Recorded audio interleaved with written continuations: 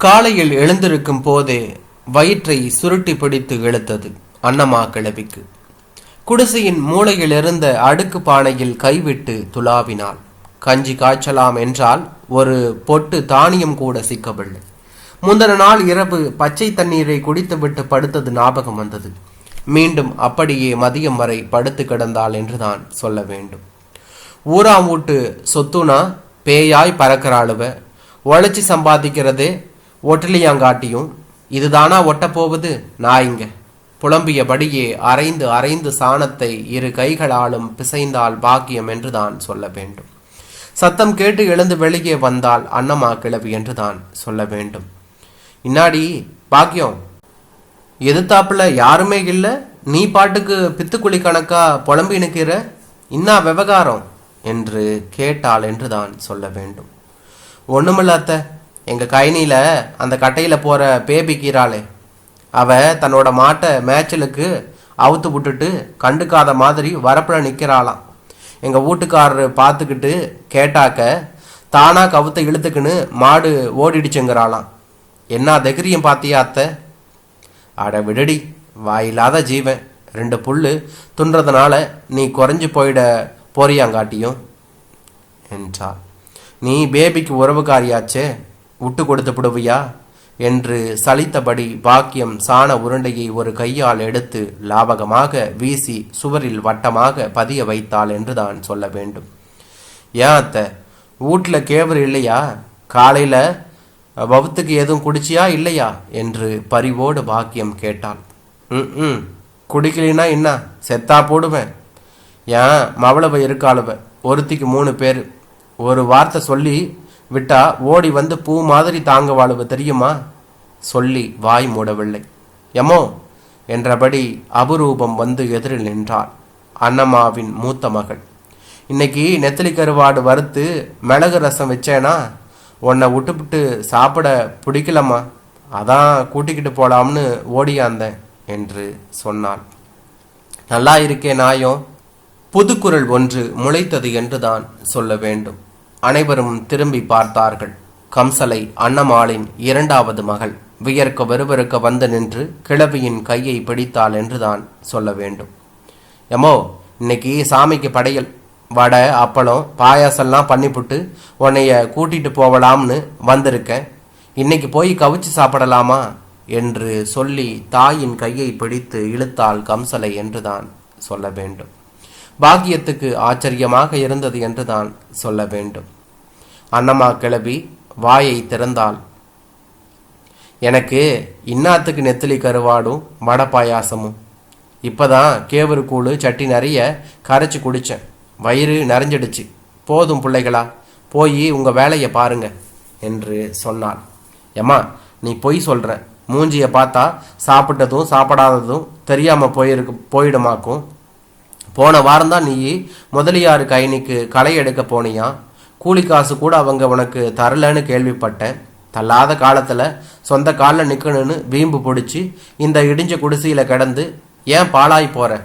ஒரு 2 நாளாவது வந்து நிம்மதியாக என் வீட்டில் குந்து, நான் சமைச்சு போடுற சோத்தையும் குழம்பையும் வயிறார சாப்பிடு, என் மனசு சந்தோஷப்படும் என்றால் அபரூபம் என்று தான் சொல்ல வேண்டும். கனைப்பு சத்தம் கேட்டது. நிமிர்ந்து பார்த்தாள் பாக்கியம். செவந்தி அன்னமாளின் 3வது மகள் ஆத்திரத்தோடு வந்து எதிரில் நின்றவள் தன் தமக்கைகளை நெருப்பு பார்வையால் முறைத்தாள் என்றுதான் சொல்ல வேண்டும். மூக்குல வேர்த்தாப்புல எல்லோரும் முந்திக்கிட்டீங்களா? இன்னைக்கு அம்மாவை உங்கள் 2 பேர் கூடவும் அனுப்ப முடியாது. போன மாதமெல்லாம் நீங்கள் கூட்டிக்கிட்டு போய் சீராட்டுனீங்க இல்லையா? இந்த மாதம் எனக்கு நீங்கள் விட்டு கொடுக்கணும். அம்மோ, உன் பேரை ஆனந்து பாட்டியை பார்க்கணும், கூட்டிக்கின்னு வான்னு ஐதுக்குனே இருக்கான். எங்கள் வீட்டில் விருந்தெல்லாம் ஒன்றும் கிடையாது, வெறும் கேபரு களியும் கீரை குழம்பும் பண்ணி முட்டை அவிச்சு வச்சிருக்கேன். நீ கட்டாயம் என் வீட்டுக்கு தாமா வரணும் என்று தாயை பிடித்து இழுத்தாள் என்று தான் சொல்ல வேண்டும். கிளவியை ஆளாளுக்கு இழுக்க பாக்கியம் மத்தியதத்துக்கு வந்தாள். எம்மாடி, அக்கா தங்கச்சிகளுக்குள்ளார ஏன் சண்டை சாடிக்கிறீங்க? அத்தைக்கு 6 வீட்டுக்கு போக பிடிக்குதோ அங்கே இன்னைக்கு போகட்டும், நாளைக்கு இன்னொருத்தர் வீட்டுக்கு போகட்டும், நாளைய கழிச்சு 3வது மவ வீட்டுக்கு போகட்டும். இன்னா நான் சொல்றது என்று சொன்னாள். அன்னம்மா கிழவி பொக்கை வாய் செறிப்புடன் ஒரு ஞானியை போன்று தன் 3 மகள்களையும் அவர்கள் போடும் சண்டையையும் வேடிக்கை பார்த்து நின்றாள் என்றுதான் சொல்ல வேண்டும். கடைசியில் மகள்கள் மூவரும் ஒரு முடிவுக்கு வந்தார்கள். இன்று மூத்த மகள் அபரூபம் அன்னம்மாவை அழைத்து போகலாமா, அடுத்த முறை கம்சலை, அதற்கும் அடுத்த முறை செவந்தி என்று முடிவு செய்தார்கள். தாயை அழைத்து கொண்டு அபரூபம் கிளம்பும் போது பாக்கியம், அக்கா வாங்கல எங்க வீட்டுக்கு, நெத்திலி கருவாடு தொட்டுக்கிட்டு ஒரு வாய் ரசஞ்சோறு சாப்பிட்டு போவீங்க என்று உபச்சாரமாக கூறினாள் என்று தான் சொல்ல வேண்டும். வேண்டாடி அம்மா, நீ சொன்னதே சாப்பிட்ட மாதிரி இருக்கு. உங்க அம்மா தள்ளாத கைவி, அதை இந்த வயசுலையும் கைனியில் போய் வேலை கிடைச்சா பாடுபடுறதையும் கிடைக்காட்டா பட்னி கிடக்கிறதையும் நினைச்சா ரொம்ப கஷ்டமா இருக்கு. நிரந்தரமாக தாயாரை காப்பாற்ற ஒரு வழி பண்ணினீங்கன்னா அதுவே எனக்கு நெத்திலி கருவாடு சாப்பிட்ட மாதிரி தான் என்றாள் பாக்கியம் என்று தான் சொல்ல வேண்டும். சின்ன வயதிலேயே அன்னம்மா கிழவியின் கணவர் இறந்து விட்டாலும் படாத பாடுபட்டு தன் 3 மகள்களையும் கல்யாணம் செய்து கொடுத்து விட்டாள் என்று தான் சொல்ல வேண்டும். 60 வயதிலும் தன் உழைப்பை நம்பி வாழும் அந்த கிழவி எந்த மகள் வீட்டுக்கும் அவர்கள் வருந்தி வருந்தி அழைத்தால்தான் போவாள். அப்படியே போனாலும் அதிகபட்சம் 2 நாட்களுக்கு மேல் தங்கியதில்லை என்று தான் சொல்ல வேண்டும். ஒரு பக்கம் காய்ந்த வரட்டிகளை சுவரிலிருந்து பெயர்த்து தரையில் புரட்டி போட்டு கொண்டிருந்த பாக்கியம் தூரத்தில் அன்னம்மா கிளவி செல்வதை பார்த்து விட்டாள் என்றுதான் சொல்ல வேண்டும். அத்த அத்த என்று கூவிக்கொண்டே போய் கிழவியை வழிமறைத்தாள். இன்னா அத்த, விருந்து பழமா? ஆமா, இன்னா 2 நாள்ல திரும்பிட்ட என்று கேட்டாள். அட போடி போக்கத்தவளை என்று மேலே நடக்க தொடங்கிய கிழவியை, இரு அத்தை, உன்னையத்தான் பார்க்கணும்னு நினச்சிக்கின்னு இருந்தேன், நீயே வந்து புட்ட. ஒரு 2 ரூபா காசு இருந்தா கடன் கூட, மூளைக்கடை செட்டியாருக்கு கடனை திருப்பி தந்துட்டு வெத்தலை வாங்கணும். வர்ற புதன்கிழமை உன் பணத்தை திருப்பி தந்து போடுற அத்தை என்று சொன்னாள். அட நீ ஒரு பவுசு கட்டவ, யாருக்கிட்டடி காசு இருக்கு என்று சொன்னாள்.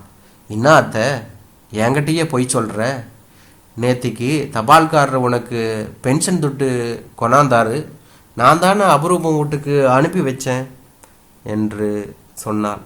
ஆமாம், கொண்டாந்தான், கொடுத்தான், இல்லைங்களடி. ஆனால் என் மவ அபரூபம் தன்னோட பிள்ளைங்களுக்கு துணிமணி எடுக்கிறதுக்கும் ஸ்கூலுக்கு பணம் கட்டணும்னு கேட்டு வாங்கிட்டாலே, இப்போ சல்லி காசு கூட என்கிட்ட இல்லையேடி என்று சொன்னார். என்னது, அத்தனை ரூபாயுமா வாங்கிக்கினா, நீ ஏன் கொடுத்த என்று கேட்டான். இன்னாடி பாக்கியம், ஏன் கொடுத்தேன்னு கேட்குற?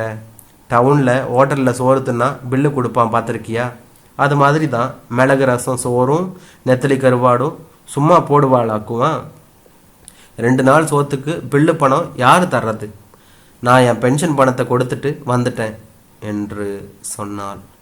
அப்படின்னா உனக்கு அடுத்த வேலை கஞ்சி என்று கேட்டாள். ஆண்டவன் ஊத்துவாண்டி, இந்த கழுதிகளை நம்பியா என்னை படைச்சான் கடவுள்? மாதம் எனக்கு பென்ஷன் பணம் வர்ற சமயம் ஓடியாந்து சீராட்டுக்கு அழைச்சிக்கிட்டு போவாளுங்க. நானும் என் மேலே அன்புனால கூப்பிடுறதா நினச்சி ஆரம்பத்தில் போனேன். அப்புறமேட்டு தான் புரிஞ்சது அன்பு என் மேலே இல்லை, எனக்கு வர மணியாடுற துட்டு மேலே தான்ட்டு. புருஷனுக்கு வைத்தியம் பார்க்கணுன்னு, பிள்ளைங்களுக்கு செலவு இருக்கணும், அரிசி வாங்கின கடனை கொடுக்கணும்னு ஒவ்வொருத்தையும் ஒவ்வொரு தபாவும் ஏதாச்சும் கதை சொல்லுவாளுங்க. நானும் நம்பிட்ட மாதிரி காசை முழுசாக கொடுத்துப்புட்டு வந்துடுவேன். பெத்த மகளுக நடித்து சாமர்த்தியமாக என்னை ஏமாத்திட்டு தான் சந்தோஷப்படுவாளுங்க. ஆனால் நான் ஒவ்வொரு மாதமும் ஏமாந்துட்டு தான் நடித்து பணத்தை கொடுத்து அவங்கள சந்தோஷப்படுத்த முடியுதேன்னு சந்தோஷப்பட்டுக்கிட்டு வந்துடுவேன். அன்னம்மா கிளவி பேசிய போது சிலை போல நின்ற பாக்கியத்தின் விழிகளில் நீர் திரண்டது போல பொலபொலவென்று கொட்ட ஆரம்பித்தது. அருகில் சென்று கிளவியின் உழைப்பை காய்பேறிய கரங்களை ஆறுதலாக பற்றி கண்ணில் ஒற்றி கொண்டாள் என்றாள்.